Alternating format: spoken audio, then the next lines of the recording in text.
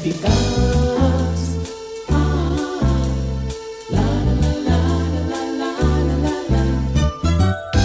Bienvenido y bienvenida, amable oyente del Instituto Bíblico del Aire.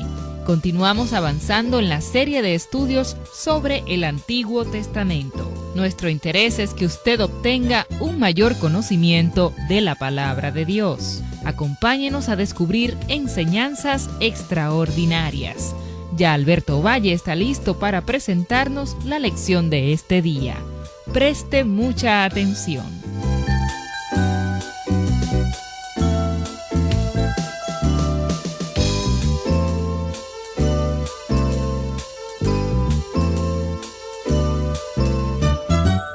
Acabamos de completar nuestro estudio del libro de Job, el cual hemos encontrado un libro muy elocuente y dramático, y tal vez es la afirmación más comprensiva en toda la Escritura en respuesta a la pregunta que ha hecho el pueblo de Dios por milenios.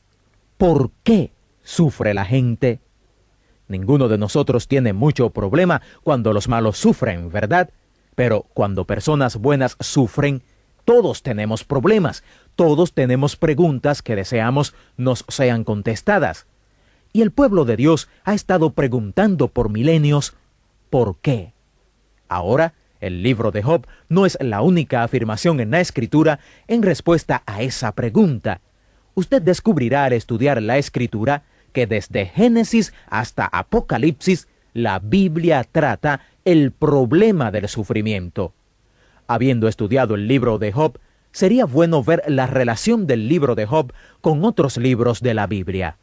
El mensaje de Job se encuentra en muchos lugares en el Antiguo y también en el Nuevo Testamento.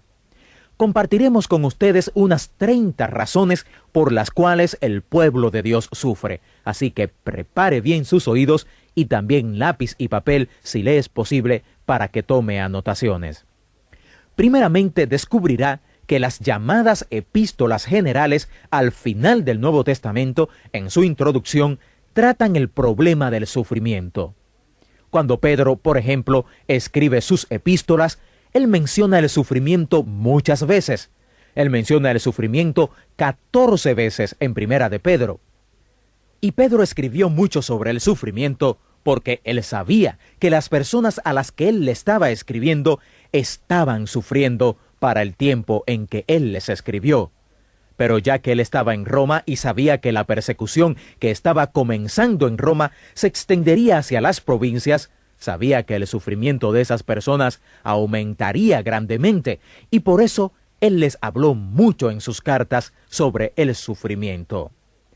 Pedro trata este tema diciendo, en lo cual vosotros os alegráis, aunque ahora por un tiempo, si es necesario, tengáis que ser afligidos en diversas pruebas, para que sometida a prueba vuestra fe, mucho más preciosa que el oro, el cual, aunque perecedero, se prueba con fuego, sea hallada en alabanza, gloria y honra, cuando sea manifestado Jesucristo.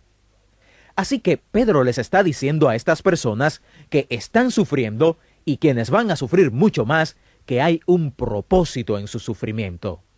El propósito de su sufrimiento es que su fe pueda ser aprobada por Jesucristo cuando Él vuelva, y él usa una ilustración interesantísima. El oro es purificado por el fuego y es de mucho valor. Bueno, vuestra fe es mucho más preciosa que el oro. El oro es algo perecedero y se hace puro por el fuego. En la misma manera, su fe, que es más preciosa que el oro, es purificada por el fuego de la prueba. Según Pedro, hay tiempos en que el pueblo de Dios necesita sufrir, pero también nos dice que es un sufrimiento temporal solamente por un tiempo. Otra epístola general que trata el sufrimiento en sus versículos introductorios es la epístola de Santiago. La epístola de Santiago nos dice en el primer capítulo, «Tened por sumo gozo cuando os halléis en diversas pruebas, sabiendo que la prueba de vuestra fe produce paciencia. Mas tenga la paciencia su obra completa, para que seáis perfectos y cabales, sin que os falte cosa alguna». Y si alguno de vosotros tiene falta de sabiduría, pídala a Dios, el cual da a todos abundantemente y sin reproche, y le será dada. Y continúa diciendo más adelante en este pasaje: bienaventurado el varón que soporta la tentación, porque cuando haya resistido la prueba, recibirá la corona de vida que Dios ha prometido a los que le aman. Según Santiago, hay una secuencia que debemos descubrir en nuestra experiencia dolorosa. Primero, nos dice que la prueba de nuestra fe nos lleva a la confianza de fe. Con frecuencia, una prueba le llevará al punto en que usted se encontrará diciendo: no sé qué hacer. Por primera vez en mi vida, no sé qué hacer. Santiago nos dice que cuando lleguemos a ese punto, pidamos a Dios sabiduría. Él quiere que sepamos que Él es la fuente de la sabiduría, y si le pedimos sabiduría, Él la dará, y la dará en abundancia. En otro caso, el apóstol Pablo sufrió también muchísimo, y él tiene mucho que decir sobre el sufrimiento. En 2 de Corintios, en los versículos introductorios de esa carta, él se está dirigiendo a personas sufridas, y él mismo acababa de pasar por un gran sufrimiento. Este es el periodo de la vida de Pablo cuando fue apedreado en Listra y fue dado por muerto.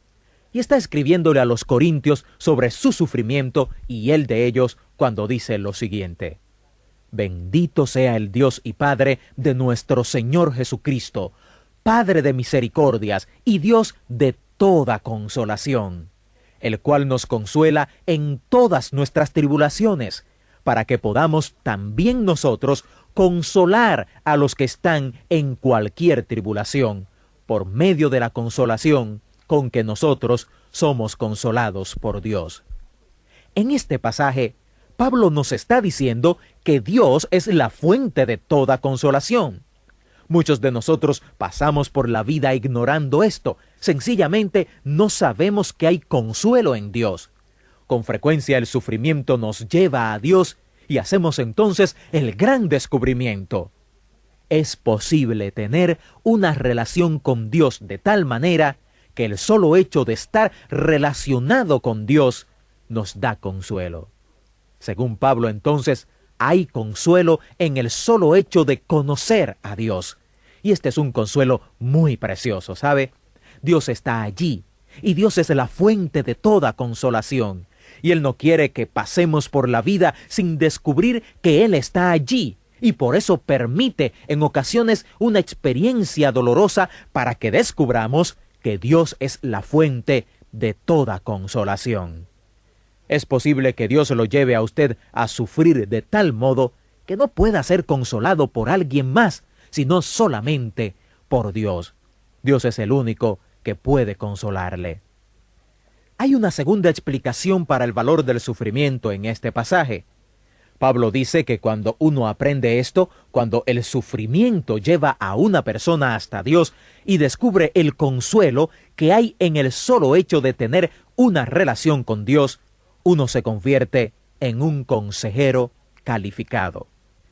Alguien describió a un buen consejero de esta manera: si usted necesita un buen consejero, dijo alguien, primero le diré a quién no ir. No vaya donde los jóvenes, porque ellos no han vivido lo suficiente para sufrir y no van a tener compasión. Segundo, no vaya a una persona que tenga el mismo problema que usted y que no haya podido salir de él.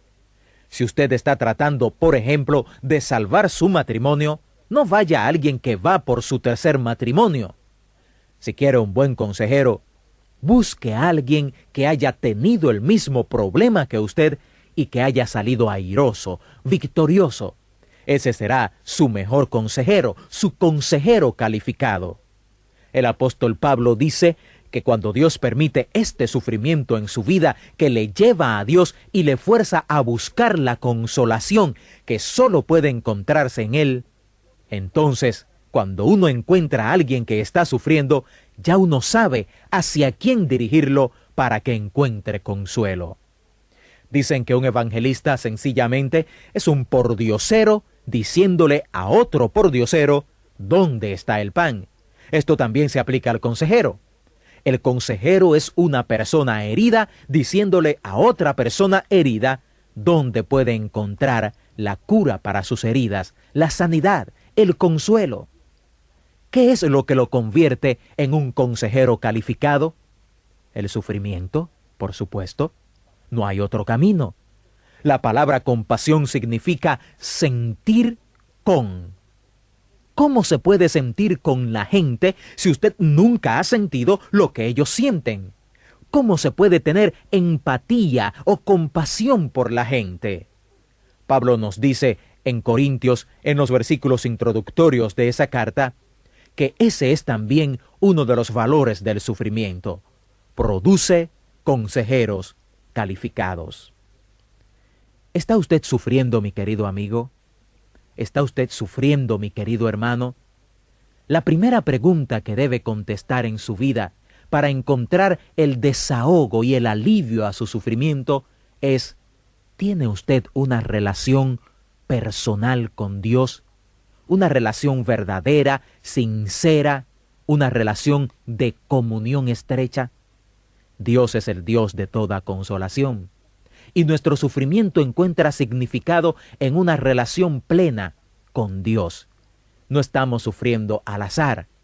Realmente el sufrimiento cumple un propósito en su vida, y ese propósito es que además usted pueda consolar a otras personas que pasarán por su mismo sufrimiento. También Dios quiere cumplir el propósito en su vida de que usted sea perfeccionado y purificado, así como lo es el oro.